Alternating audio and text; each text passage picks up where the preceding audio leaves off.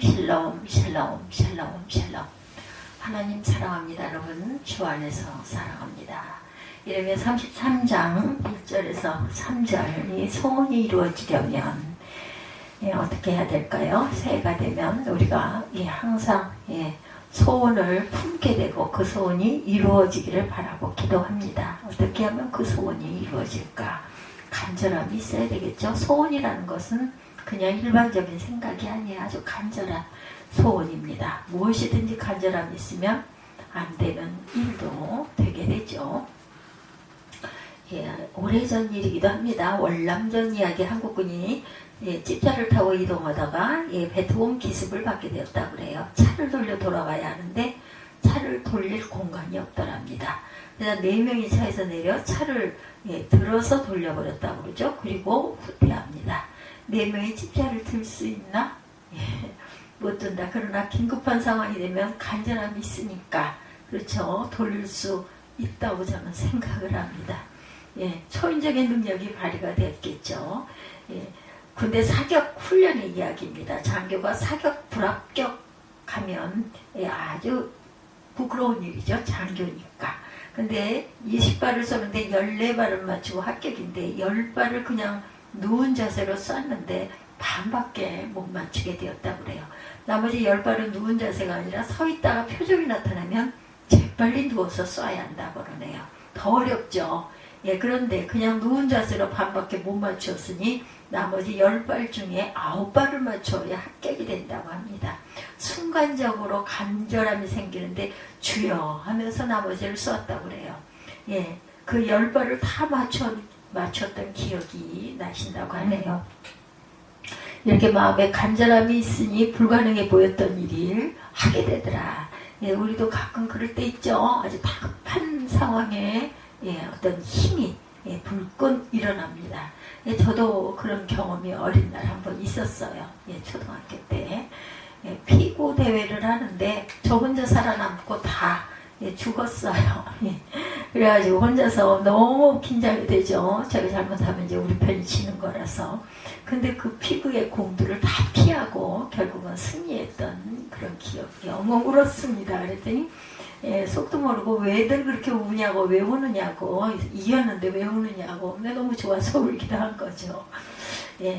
이런 간절함, 그런 간절함이 힘을 생기게 하고 집중력을 배가시키기도 합니다. 연못에 돌멩이 하나를 던져놓고 찾으려고 하면 찾을 수 있는 사람은 아마 거의 없을 거예요. 근데 돌멩이가 아니라 금덩어리 한 조각이 연못에 빠져 있다. 어떻게 될까요? 그 금덩어리 때문에 며칠이 걸리더라도 연못물을 다 퍼내는 일을 해서라도 기어이 찾아내고 말 것입니다. 간절함이 있게 되면 중요한 능력이 나타난다. 제가 그래서 이런 예들을 재밌게 들어봤습니다. 어느 탈북자 이야기입니다.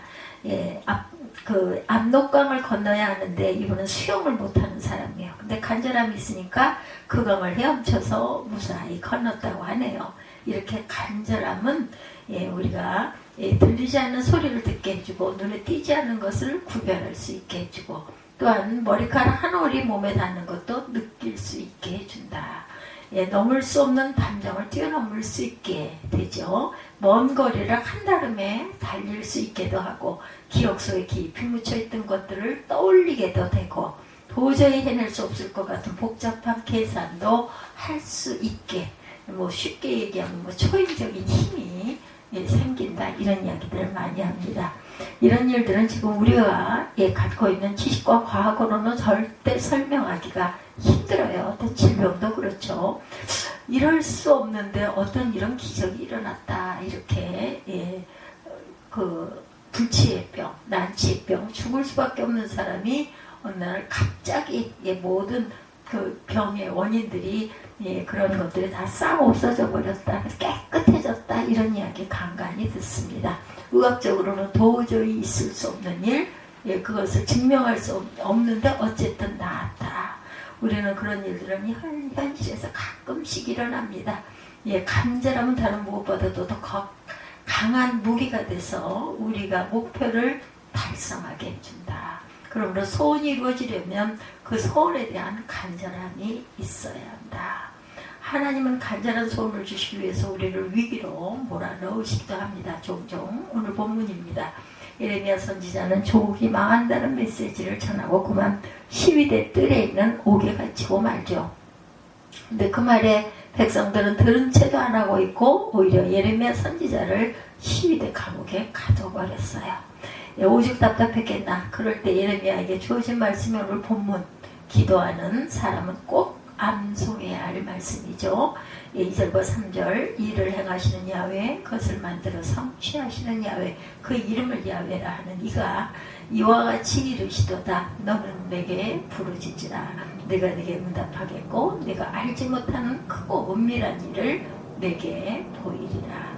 감옥에 갇혀 아무 일도 못하고 조국이 망해야 하는 현실을 바라보기나 해야 하는 이 답답한 이 위기가 예레미야 선지자로 하여금 간절함으로 기도하게 했다. 무슨 기도를 했을까요? 이 백성을 구원해 주세요 라고 했을 것이다. 예. 개그맨 김병만 씨가 책을 펴냈다고 하네요. 꿈이 있는 거북이는 지치지 않는다는 제목으로 된 자서전이라고 그러네요.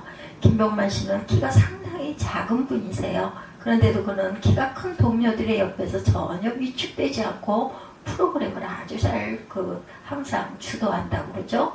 사실 이 김병만 씨는 키에 대한 간절한 열망을 갖고 계셨다고 그래요. TV 화면으로 봤을 때 작아 보여지지 않고 스피드도 떨어지지 않으면서 적당히 액션도 할 수 있는 최적의 신장이 170 정도라고 생각을 했고 그 정도의 키를 갖기를 절실하게 원했다고 그러네요. 그 열망이 얼마나 대단했던지 키를 얘기할 때는 항상 소수점 이하까지 얘기한다고 합니다. 소수점 이하의 부분도 그냥 버리기가 너무 아깝다는 거죠. 한국 남성의 평균 키가 173cm에도 못 미치는 키를 갖기를 원했지만 실제 그의 키는 희망하는 키에 비해 11.3cm나 부족했다고 합니다.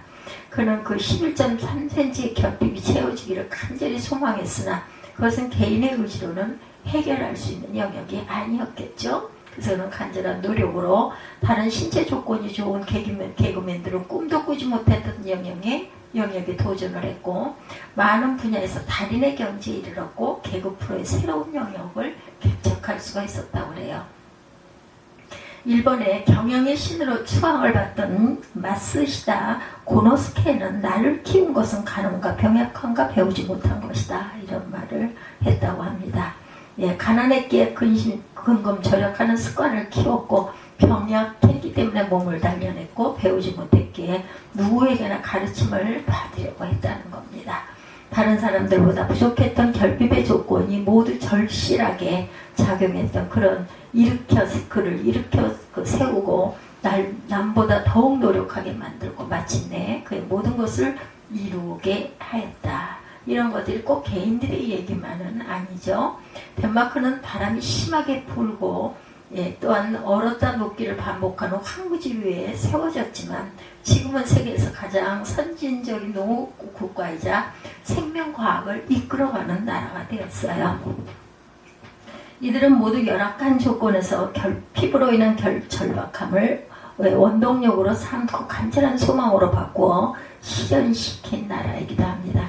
이처럼 간절함은 결핍에서 올 수 있다는 것. 자기가 잘 되기를 바란다는 간절함은 자기 안에 채워지지 않은 결핍에서 옵니다. 어떤 황수건 박사님 수년 전에 돌아가셨죠.